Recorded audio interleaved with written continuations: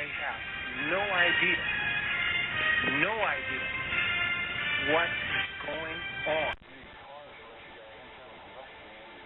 Well, if you have one of these units, that's about 16 inches long and about 8 inches high and about 10 inches wide, then you don't need to plug into Kit Carson, the local electric company. It burns nothing. No pollution. Okay? It never wears out because there's no moving parts.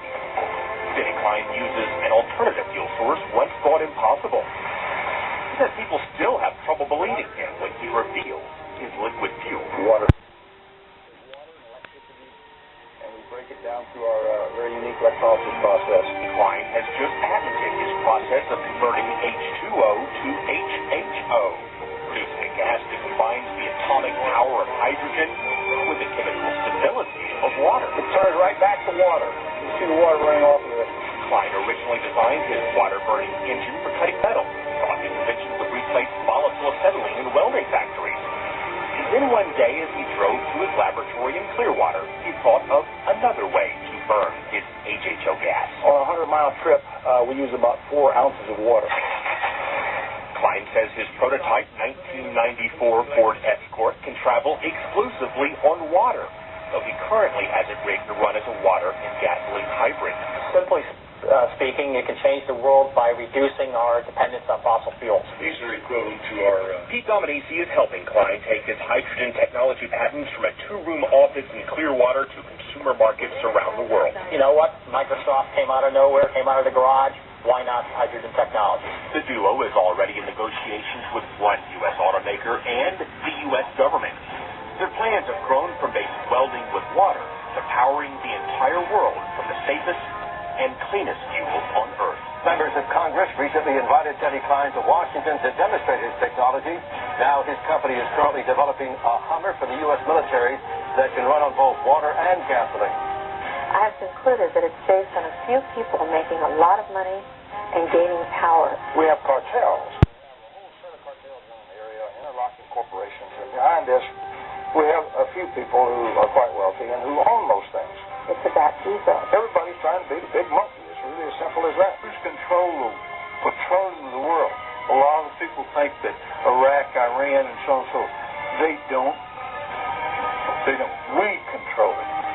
Us, the British interest, and the world interest. Well, some people refer to this the secret government.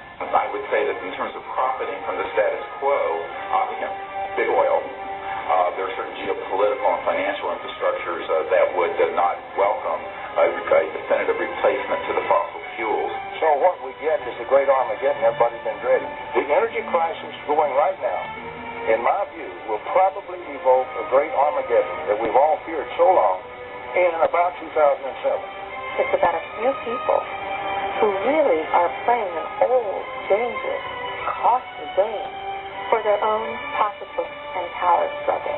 People in power right now don't want us to know is that this free energy is available to everybody. I will tell you, and we can prove this with other scientists who are ready to come forward, that we already have a complete replacement for any fossil fuels for ionizing nuclear power plants. We don't need them. We haven't needed them. Probably have not needed them since the time I was born. The quote cover-up of this issue that has been going on for the last 50 years is probably the biggest single threat to our democratic society. This is the greatest strategic threat to survival of the United States and, in fact, of civilization itself. It still bothers me that I've seen all this, I know all this, and I'm walking around like with the answer and nobody wants to ask the question. I think it's time for us to act, to end this charade. It's definitely time to make a disclosure on this. It kept taking too long. One of the things that I'm upset about is that good people are forced to do illegal things, and I believe that this information should be given to the American public. They have no idea what